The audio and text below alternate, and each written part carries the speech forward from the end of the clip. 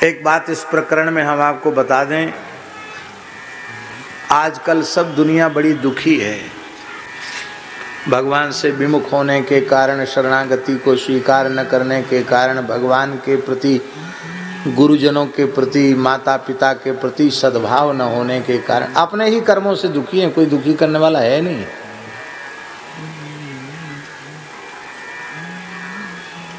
भारी समस्या में पड़े हुए लोग हैं और लोग पूछते भी, महाराज हम बहुत परेशान हैं, कुछ बता दो हमको, ठीक ठाक हो जाए, बढ़िया हो जाए।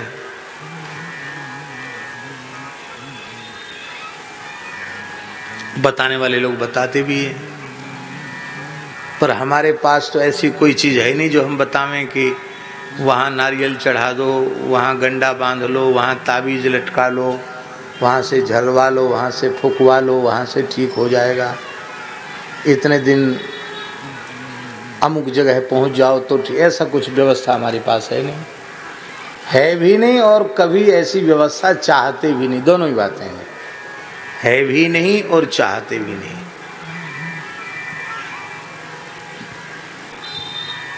हमारे पूज्य गुरुदेव श्री पहाड़ी बाबा महाराज बड़े विलक्षण महापुरुष थे, सिद्ध पुरुष थे, महान योगी, समर्थ सिद्ध पुरुष तो वे थे ही। अनेक दिव्य शक्तियां उनके पास थी।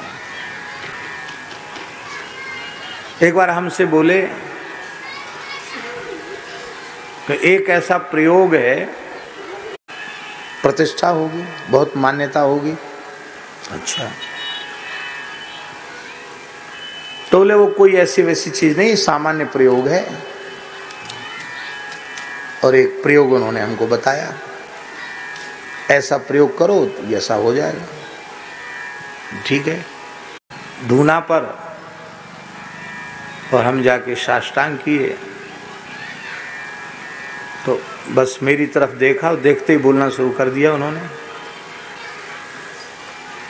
इंद्री द्वार झरोखे नाना, तांता सुर बैठे कृथाना, आवत देखें विषय बिहारी, तुरते दही कपाट उधारी, रिद्ध सिद्ध बहु प्रेरे भाई, बुद्धि लोभ दिखावे आई, होई बुद्ध जो परम स्यानी, तिन तिन चितैन अनंत जानी।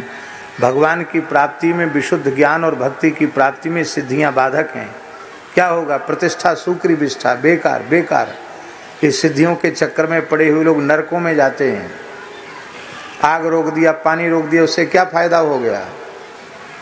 10-20 हजार आदमी आ गया, कुछ पैसा चढ़ गया, उससे क्या फायदा हो गया? हम मन में सोचे लगे कि अभी तो 2-4 दिन पहले तो एकांत में बड़ी उन्होंने प्रयोग बताया, और अब ये नरक जाने वाली बात कह रहे हैं। अभी प्रयोग तो हमने किया ही नहीं। तो प्रयोग की एक वस्तु थी, कुछ नहीं, मिट्टी ही थी वो। तो उस प्रयोग की उस वस्तु को हम उठे वहां से थोड़ी देर बाद, और उसको हम जमुना जी में ही पधराया है। हमने कहा ले सिद्धि देवी, हमने प्रयोग तो किया नहीं, पर ले तुदीयम वस्तु गोविंद तुभ्यमेव समर्पये। अब किसी से कुछ कहा नहीं हमने। दूसरे दिन फिर आके बैठे, शाम को बैठते थे थोड़ी देर उनके पास, तो हमारी तरफ देखते ही बोले, वाह बहुत अच्छा हुआ, रिद्धि सिद्धि के चक्कर में नहीं पड़ना चाहिए, फेंक आए जमुना जी में। हमने कहा हाँ, वाह बहुत अच्छा किया, बहुत अच्छा किया, बहुत अच्छा किया, वाह हम तो परीक्षा ले रहे थे तुम्हारी। ऐसे त्रिकालदर्शी महात्मा कहने की, पूछने की, बताने की जरूरत नहीं।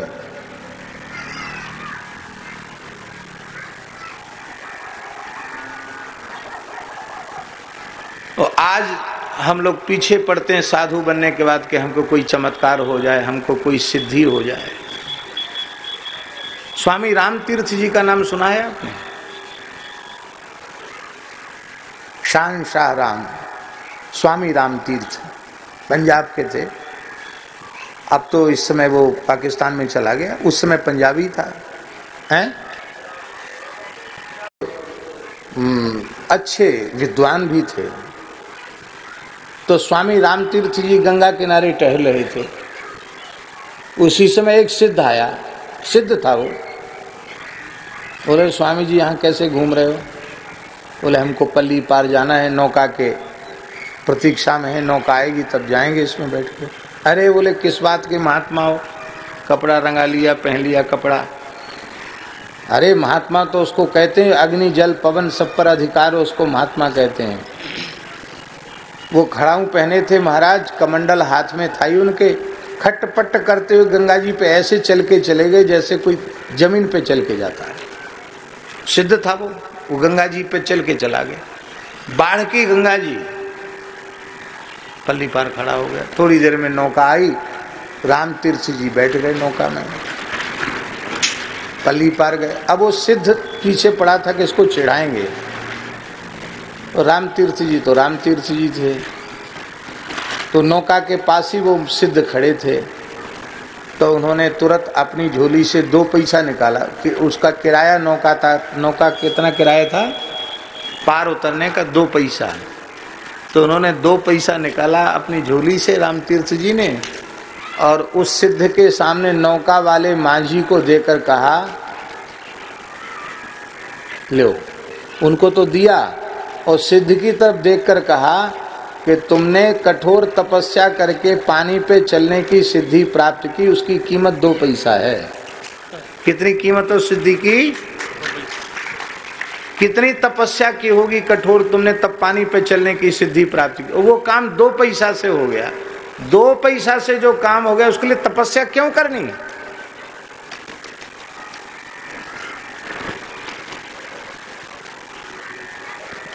समय आने पर महापुरुष कई बार दुष्ट के चित्त में परिवर्तन करने के लिए कभी भगवान की इच्छा से प्रयोग भी कर देते हैं, लेकिन सही बात यह है कि महात्मा तो महात्मा होते हैं। अभी स्वामी ने, रामदेव जी ने एक बात हमको बताई। स्वामी श्री भूमानंद परमहंस, अवधूत स्वामी श्री भूमानंद परमहंस जी के बारे में। यहाँ बेतवा और यमुना जी का संगम है, वहाँ गुफा में रहते थे बाबा। कुछ काल वहाँ गुफा में, मिट्टी की गुफा में बाबा रहे। तो किसी विषय को लेकर के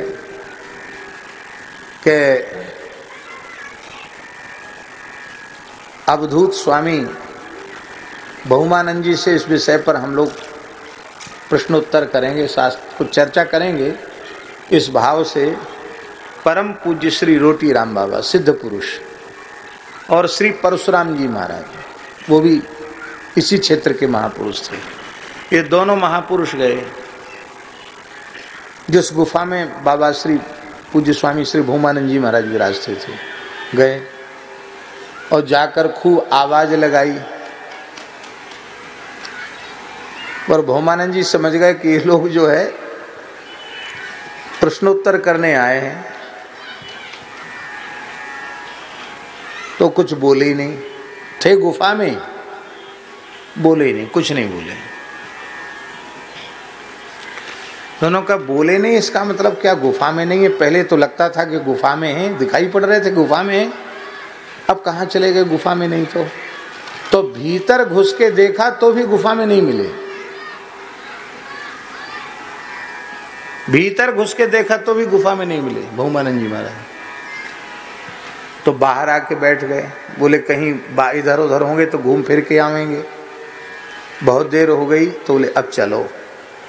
तो जैसे ही जाने को तैयार हुए, सोई वो गुफा के भीतर से निकल आए। उनको बड़ा भारी आश्चर्य हुआ कि गुफा के भीतर जाके तो देख लिया तो वहाँ तो थे ही नहीं, और गुफा से कैसे निकल आए? तो हंसते हुए भूमानंद जी ने कहा, तो महात्माओं दंडोत प्रणाम, बात ये है कि हम आपसे बातचीत नहीं करना चाहते। क्यों? बोले हमको पता था कि आप तर्क वितर्क करने आओ, हम तो बिना पढ़े लिखे, क्या आपसे तर्क वितर्क, आप विद्वान पुरुष हो, आपसे क्या हम शास्त्रार्थ करते, इसलिए हम आपसे नहीं मिले। कोई बढ़िया बात की चर्चा करना हो तो आओ, विराजो, बैठो। तो दोनों महात्मा हंसने लगे, बोले नहीं हो गई बात, हो गई। वो अपने रास्ते गए, बाबा पुनः अपनी गुफा में चले गए। अब ये क्या है? उन्हें किसी से मान्यता लेनी है क्या? पर संत की इच्छा हुई कि हम न मिलें, तो गुफा में घुसने के बाद भी वो नहीं दिखाई पड़े।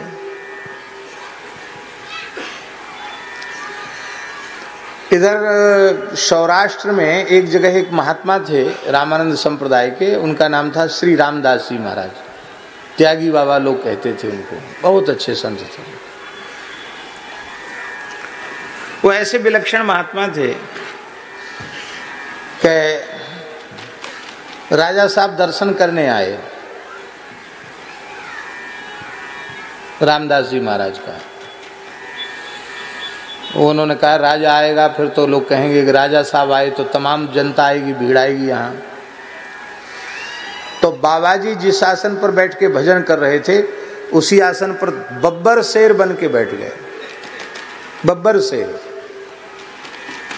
और जैसे ही राजा आए, उनके साथ सेवक युवक थे, निकट जैसे आए, हा करके उन्होंने दहाड़ मारी, पूरा जंगल कांप गया। और राजा के साथ कर्मचारी भागे वहां से।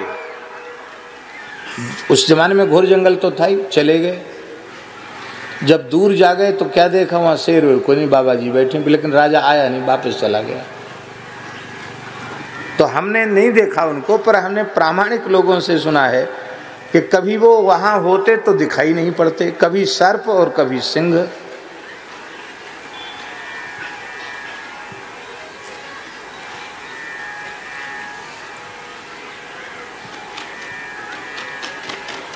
हम भी उनके स्थान पर एक बार गए।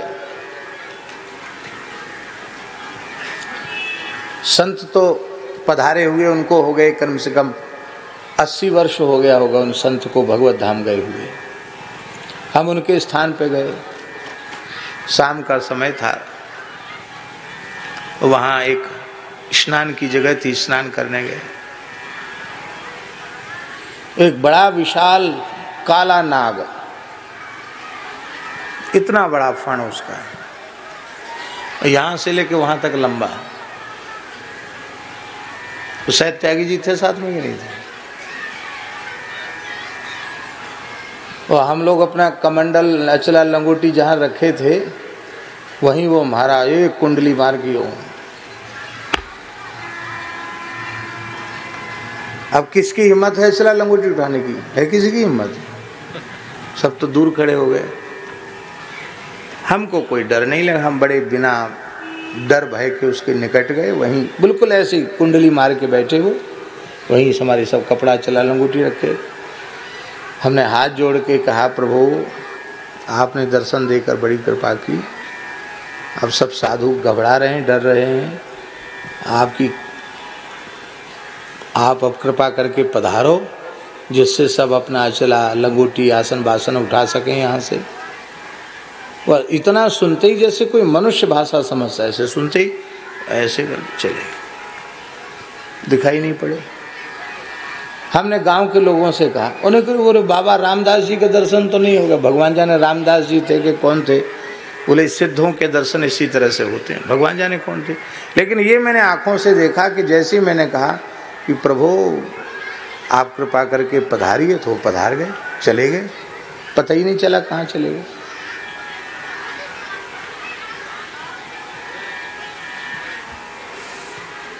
पर ये सिद्धियां कोई मंत्र तंत्र जंत्र की नहीं होती हैं, ये भगवान का नाम जपते जपते जपते जपते हैं।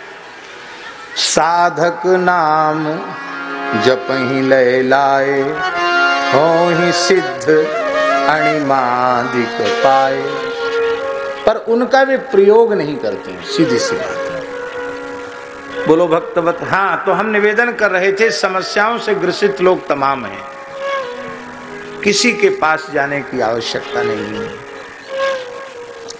आप प्रतिदिन सुंदर कांड के पाठ का नियम ले लीजिए, श्रद्धा पूर्वक सुंदर कांड के प्रतिदिन पाठ का नियम ले लीजिए, असाध्य समस्या का भी समाधान हो जाएगा। ये बिल्कुल पक्की बात है। सैकड़ों लोगों ने इसका प्रयोग करके देखा और प्रत्यक्ष अनुभव प्राप्त किया। मान लो उतना भी आप नहीं कर सकते हैं, दुख दारिद्र के कष्ट से त्रसित हो रहे हैं और एकदम गरीबी है, कर्ज में डूब गए हैं, उबरने का कोई साधन नहीं दिख रहा है, तो पूरा सुंदरकांड न करके केवल विभीषण शरणागति का भी नित्य पाठ कीजिए श्रद्धा पूर्वक। कहां से कहां तक? नोट कर लो दोहा।